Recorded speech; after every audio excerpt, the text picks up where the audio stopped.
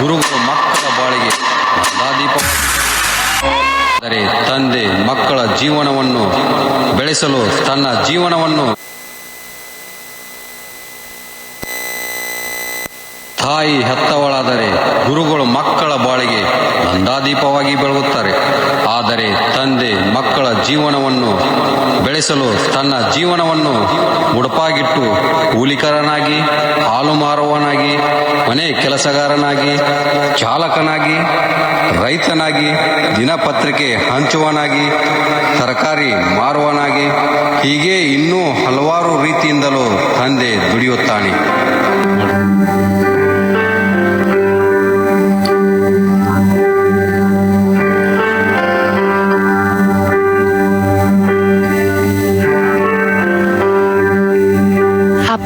ನೀ ನನಗಾಗಿ ಎಷ್ಟಂತ ಕಷ್ಟಪಡ್ತೀಯಪ್ಪ.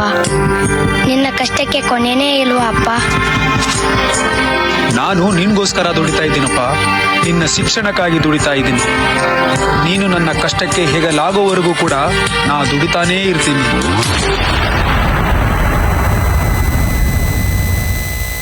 ನಡೆ ಮುಂದೆ ನಡೆ ಮುಂದೆ ನುಗ್ಗಿ ನಡೆ ಮುಂದೆ, ನೀನು ಜಗ್ಗದೆಯೇ ಕುಗ್ಗದೆಯೇ ನೀ ಹಿಗ್ಗಿ ನಡೆ ಮುಂದೆ ನಡೆ ಮುಂದೆ.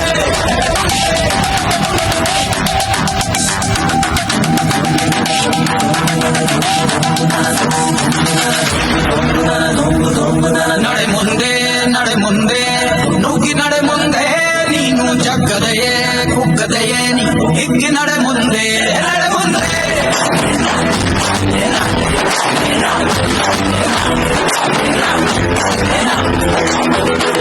ನಿನ್ನ ಧೈರ್ಯವೇನೆ ನಿಂಗೆ ದಾರಿ ದೀಪ, ನೀ ಬಿದ್ದರೂನು ಪಡಬೇಡ ಕೋಪ. ವನವಾಸ ಕಂಡ ಪಾಂಡವರ ಗೆಲುವು ಕೃಷ್ಣನ, ವಾನರ ಸೈನ್ಯ ಕಟ್ಟುತ್ತಲೇ ಗೆದ್ದನು ಶ್ರೀರಾಮ. ನಡೆ ಮುಂದೆ ನಡೆ ಮುಂದೆ ನುಗ್ಗಿ ನಡೆ ಮುಂದೆ, ನೀನು ಜಗ್ಗದೆಯೇ ಕುಗ್ಗದೆಯೇ ನೀ ಹಿಗ್ಗಿ ನಡೆ ಮುಂದೆ ನಡೆ ಮುಂದೆ.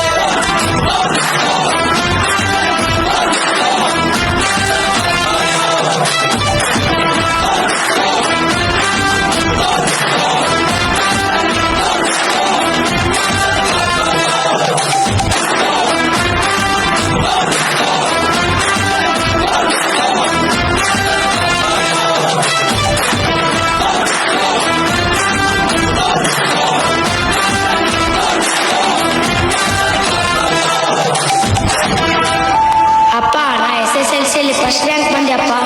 ಅಪ್ಪ, ಡಿಗ್ರಿಯಲ್ಲೂ ಯೂನಿವರ್ಸಿಟಿಗೆ ಫಸ್ಟ್ ರ್ಯಾಂಕ್ ಬಂದಿದ್ದೀನಿ ಅಪ್ಪ. ಅಪ್ಪ, ನಾ ಸೈನ್ಸ್ ವಿಭಾಗದಲ್ಲಿ ರಾಜ್ಯಕ್ಕೆ 2ನೇ ಸ್ಥಾನ ಬಂದಪ್ಪ. ಹೌದಾ ಮಗ? ಅಂತೂ ಇಂತೂ ನಾ ಕಂಡ ಕನಸಿನ ಸಮಯ ಬಂದೇ ಬಿಡ್ತು ಅನ್ಸತ್ತೆ.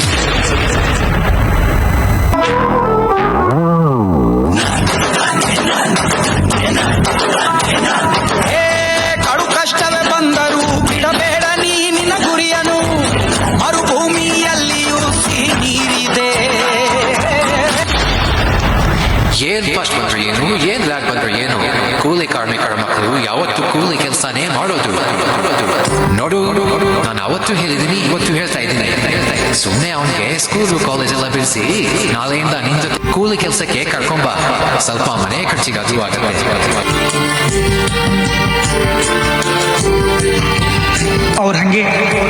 ಅವ್ರು ಏನೇನೋ ಮಾತಾಡ್ತಾರೆ ಅಂತ ನೀನ್ ತಲೆಗೆ ಹಾಕೊಳಕ್ ಹೋಗ್ಬೇಡಪ್ಪ ಮಗ. ಅದು ಎಷ್ಟೇ ಕಷ್ಟ ಆದ್ರೂ ಕೂಡ ನಾನಿಂಗ್ ಓದಿಸ್ತೀನಿ. ನೀನು ಈ ಜಗತ್ತಿಗೆ ಏನು ಅನ್ನೋದನ್ನ ತೋರಿಸ್ಕೊಡ್ಬೇಕು. ಆಯ್ತಪ್ಪ, ಶಿಕ್ಷಣ ಎಂಬ ಹಾಲು ಕುಡಿದು ನಾನು ಈ ಸಮಾಜದಲ್ಲಿ ಖರ್ಚಿಸುತ್ತೇನೆ ಅಪ್ಪ.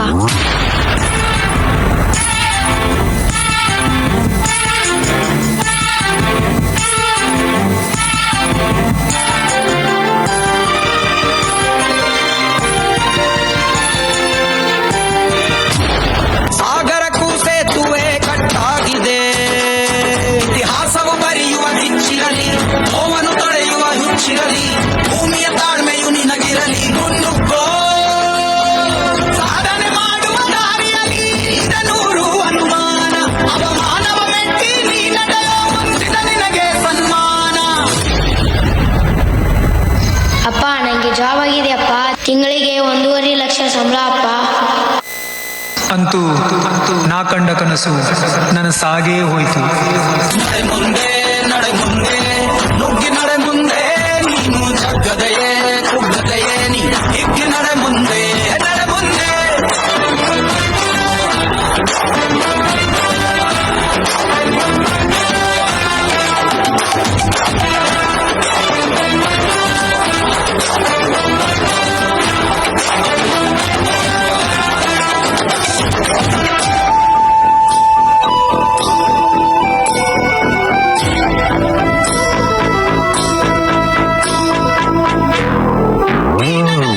ಶಿಕ್ಷಣದಲ್ಲಿ ಯಾರೇ ಏನೇ ಎಂದರೂ ಮಾನಸಿಕವಾಗಿ ನೀವು ಕುಗ್ಗಬೇಕು.